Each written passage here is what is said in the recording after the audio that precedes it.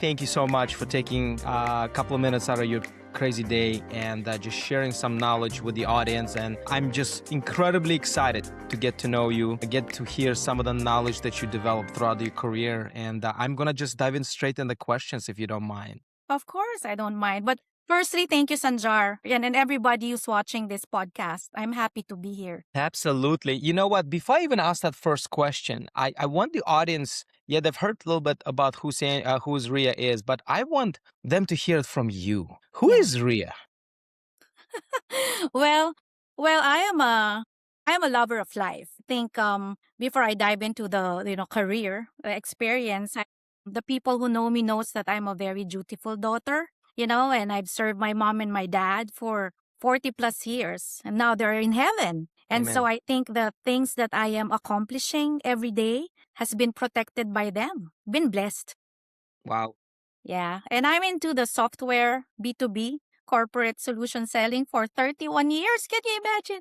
Wow. But you said it so lightly that, right? Like I'm in the software sales. You worked for some incredibly powerful brands. Yeah. Can you maybe give a little bit about your career and some of the big brands that, quite honest, a lot of people dream of just to get in the door? And you not just work there, you developed a pretty influential positions there as well. Can you maybe talk about that, some of your accomplishments, so when audience do hear some of the things you're going to share, it's not just coming out of somebody who is worked there, but actually out of so much experience and exposure you had to some of these big brands that people dream of working there. Yeah. Thanks for that, Sanjar. Well, yeah, it is a dream. I've never really thought when I was, little girl that I will be, walking in my highest of heels and with laptops and dealing with incredibly intelligent people around the world. And I was in the Philippines. As a Filipina, I mean, right? Asian countries and other countries would really love to be with, American high tech, IBM, Microsoft. Oracle, EMC. And I must say that it is really not a very easy path for me being a girl, a shorty, and with the male dominated world. Industry. So, yes, there are times when I was starting, I was crying inside the restroom just because I am. So, for those people who are listening, I finished two majors, communication arts and media productions. I always wanted to become a broadcaster, right? Wow. And a lawyer, a corporate lawyer. That's why I got the double major in just 4 years. And yeah, it's I was fortunate enough seen to be seen by CEOs, mentors, founders like you when I was younger and saw the potential in me. So it's the chance that they gave me. And when they gave me that golden chance, I studied rigorously. Not only the books and not only that, like with technical, scope or clients requirements, but I studied human beings and how will I be loved in a Wow. very political environment. Yeah. You said something that, you've studied hard, that's one, but you also studied human beings. How is actually knowing the human beings is so much more important than knowing the knowledge of the product or something or technical aspect of the product? First, I'd like to start with for someone being raised and loved by my parents so much, incredibly amazing. My mom and my dad he had been like traveling around the world, and I only see him, in 2 years at the time. It was really my mom who shared with me what's very important in life. Okay. And it stuck with me until today, and I want to share it with you. She said, no matter your title or your income or your status now, people will always want to feel special because we're human beings. When you see somebody like Sanjar walking with your Gucci or your Rolex or whatever Tesla you're driving, that person with so much, let's say, wealth, abundant resources will still want to feel special, Mm-hmm. right? At any point in time. I use that in my navigating the 30 years of me being here in the multinational corporations where staying power is very rare. I never stop working, Sanjar. Even when I migrated from Philippines and I'm waiting for, papers and permits, I never stop working. Well, just because it is innate in me to. I love it when a stranger and when a friend like you, that we develop that kind of reciprocation. Hmm. That we feel we make each other special because the world is just so tough right now. Working is tough. All the layoffs and everything. And I think for somebody to give that special feeling to somebody, whether they're a waiter, or a janitor or the CEO, I think that's something that is your power. From the vantage point, what's something AI simply cannot replace when it comes to winning trust at that high level? Yeah, very good question. It's the human heart. AI is a large machine that actually just relies on historical benchmarks and anything that AI reads on the net, right? And the difference is AI can never read the panic in your voice, Hmm. right? It can never hear the that a certain Sanjar or Ria is having trouble or not feeling good that day, and that can cause an issue or a roadblock to your contract signing, right? So an AI sees an email in a period, but a genuinely helpful person or a salesperson or somebody who's so motivated to get that quota and that commission to help her mom get the cancer treatment will have the grit to go the extra mile. AI won't, if it makes sense. Yeah, absolutely. Can you maybe explain what you mean by that lived experience and like why it matters so much in leadership and sales? Yeah. Yeah. So another good question. AI doesn't have any mortgage, doesn't have any bills to pay to start with. Yeah, though They if you put it that way, right, it's pretty simple life, right? I know. And, you and me and everybody listening, we live with scars in our life, the pains, the grief, triumphs and losses. Again, AI is a large language machine that doesn't have that. Why am I saying this? Because, if you have learned in your life, you have lived, right, in this lifetime, you have that gut feel that sometimes, even if the data is presented to you, Sanjar, today, and all the statistical data, right? You still have that punch in your heart that you'll say this is still not enough. You still need to reach out to something. And then when you wake up in the morning, you know what to do. And sometimes it goes against the data. So Yeah. that I is mean, something that AI will not be able to master. let's go back to the AI. You obviously believed in people before anyone else did.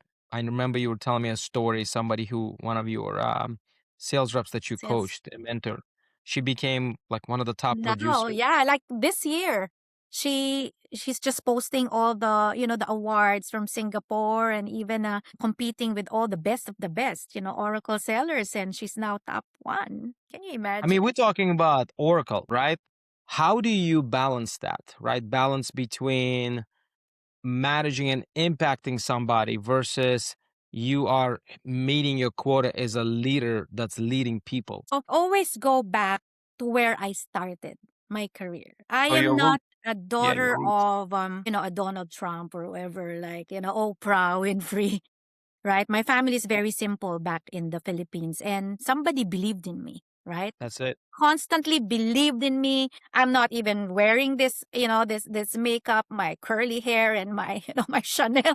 I'm not that girl before. So simple. But somebody believed in me that actually turned my back account into something, from regular to something, really nice today. And finding talents, I am not easily impressed there with your physical attribute. What Hmm. bags are you carrying? What goes in my mind if they are like applying, you know, for the salesman? Again, this is Oracle. It's Microsoft. Yeah, it's not easy. You cannot fold up at the middle of the night and tell me that you cannot attend the meeting at 6 a.m., right? Where my quota as the head of sales, is relying onto, right? So I need to make sure that that person, again, has lived through pain. It's not that I don't like, but roles such roles that I have, like director for channels, director for sellers, direct sales, all this VP role of Asia Pacific, right? It's not really easy. I rent my success every day, actually every hour. Success is rented. It's not here to stay. So whenever I, face all these young sales reps or, mature sales reps, I often ask this question, right? What was your childhood like? Because to me, your childhood can really like be the critical factor of your At the success. foundation, it's that foundation that grounds you right to kind of who you are, and you will Yeah. take those values eventually in wherever you go. And the Absolutely. grit and the grit. Grit. Like That's right. The grit. my boss, when I was younger, Oracle, for example, they were like, say, hey, you just receive an email, and that email is you have to go to Alaska or to Napa Valley, Polk Street, where you don't really know where Polk Street is, you know? And you haven't seen Napa Valley or Sonoma Valley. It's not even LA. It's kind of remote. And you need to meet a CFO and a controller because you're selling financial systems, right? You receive that email, the flight is booked, and you have to prepare your deck. And that means 1 week of no sleep, right? Oh, you can probably think about your days, right? So I asked that girl, that lady who's now like a top like a swagger in Oracle, right? Not another distributor of Oracle, Oracle principal. She's number one now because I asked her, what has been your childhood like? And I realized that people who became so accountable and responsible before they even reach the 25 mark where the world is expecting you to be working, right? That person will easily do whatever it takes for multinational sales, you know, commitments to happen. Let's switch the subject a little bit more about the AI. You had a strong reaction when AI started messaging. Remember, you shared me a story when AI was messaging CEOs on your behalf? My question to you, what went wrong? And what does that teach leaders about brand, tone, and obviously the authenticity? Agree. Yeah. So, first things first, good leaders are always accountable and still very much responsible to any facets of their business, whether it's sales, purchase orders, inventory, and whatnot, legal, marketing. You're still the owner of the business. AI is your tool, it is a Mhm. performance tool. So I will doubt if the world's business leaders will say that, hey, AI is the leader, I'm just a follower, or I will sleep and not even monitor the behavioral drift that my AI is doing. So, for example, of course, AI is AI now, and we want speed and efficiency. So, for my role, I have to get a lot of meetings booked in my calendar. Introduction meetings, with CFO, with the C-suite, and we tried to use AI, just copying my voice tone, the way I talk on the phone, and even on my LinkedIn messages. So we tried it for a week, 2 weeks. And so, of course, my audience was CFOs and these mature CEOs. And one of them messaged and responded, said, you got me at your value proposition, Ria. I love the cost savings that you're offering. But this AI, no. And he blocked me. Yeah. So see, that wasn't me. I'm just very authentic. I'm just saying that I lost one very good C level just because of that inauthenticity, that artificial way of doing business, setting appointment. But we're dealing with very mature CFOs. They're not 19, 16 years old that loves AI. They're our age, right? They're the Yeah, 40, yeah. 50, very mature. You you don't have to sound lazy. I mean, is this the way you're Understood. doing things? No, and I'm not that kind of girl. I mean, you can ask me to do a podcast with you at 3 a.m. and fly to Atlanta, at 1 a.m. I'll do it. The people who know me knows I'm awake. My energy is up because I'm responsible. But that part I said effective immediately. But you learn, that's the good thing, and we'll never do that again. I think we can categorize it into three, ways of doing business, right? If the decision is something very directional, like it's a final, kind of a decision, it's still human. It's still a human work, right? But if you just want to scale, like the back end, like me, I am actually a proponent of automating. Like, for example, my accountant is processing, let's say, for 200,000 sales orders, 200,000 orders, 200,000 monthly transaction lines in a day. You have My to automate. gosh. You have to automate that. Orders. leads generation, questions about the product, fulfillment, delivery, everything. Man, that's all artificial intelligence work. That is for you to scale and not lose good people.